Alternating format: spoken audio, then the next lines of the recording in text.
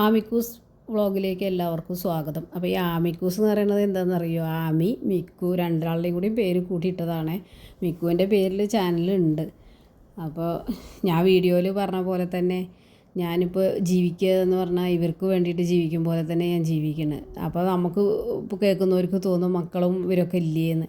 പക്ഷേ മക്കളൊക്കെ അവരുടെ കാര്യത്തിനായി. ഇപ്പം ഞാനും കുട്ടികളും മാത്രമാണ് ഇപ്പോൾ ഇവിടെ.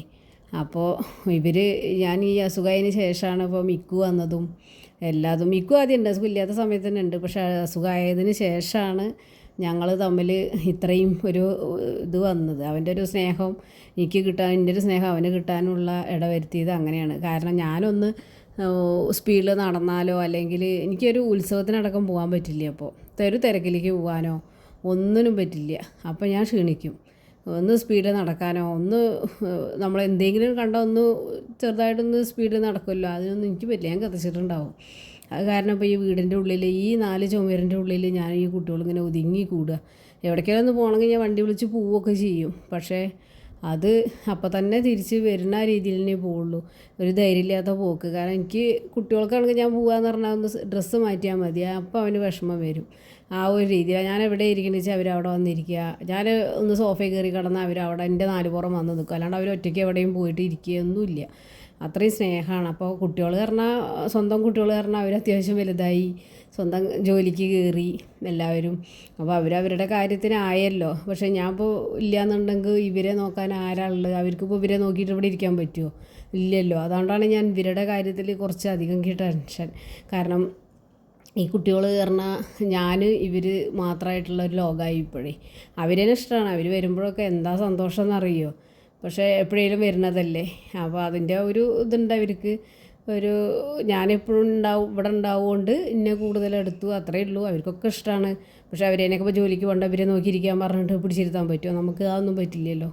അതാണ് പ്രശ്നം. അപ്പോൾ എനിക്കിപ്പോൾ ഇങ്ങനെ നമ്മൾ ശാരീരികമായിട്ട് വയ്യാന്ന് തോന്നുമ്പോൾ നമുക്കിങ്ങനെ മടുപ്പ് തോന്നും. പക്ഷേ എനിക്ക് മടുപ്പ് തോന്നിയിട്ട് കാര്യമില്ല. ഞാൻ അങ്ങനെ ആലോചിക്കും, ഇവർക്ക് ആരാളുള്ളത് പിന്നെ ഇവരുടെ കാര്യം നോക്കാം? ഞാൻ നോക്കും പോലെ വേറൊരാൾ നോക്കിയാൽ ആവില്ല.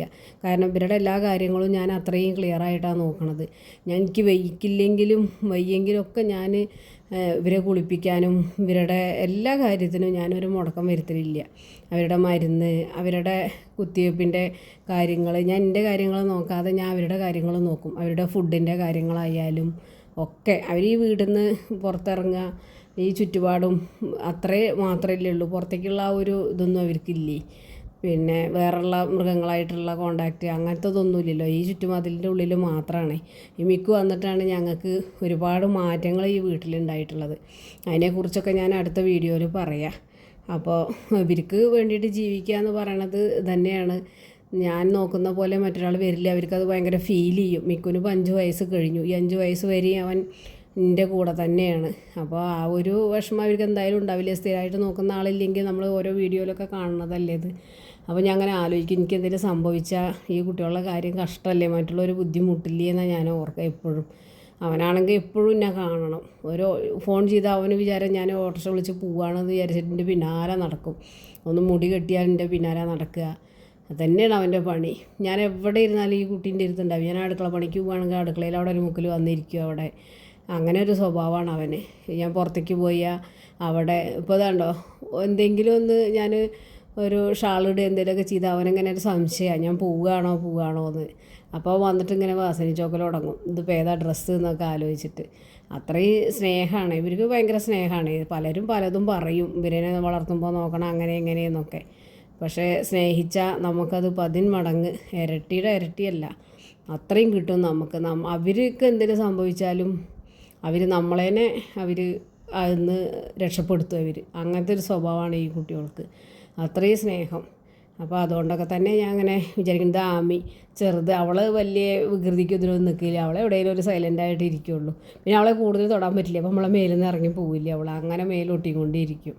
അങ്ങനത്തെ ഒരു സ്വഭാവമുണ്ട്. മിക്കു പിന്നെ അങ്ങനെയൊന്നുമില്ല. അവൻ കുറച്ച് വികൃതിയാണ്. അവൻ അങ്ങനെ ഒരു ഇതിൽ നിൽക്കുള്ളൂ. അവൻ ഭയങ്കര കുറച്ച് മെച്ചോർഡായില്ലേ. ഇപ്പോൾ കണ്ടോ പഠിക്കൽ പോയിരിക്കുകയാണ്.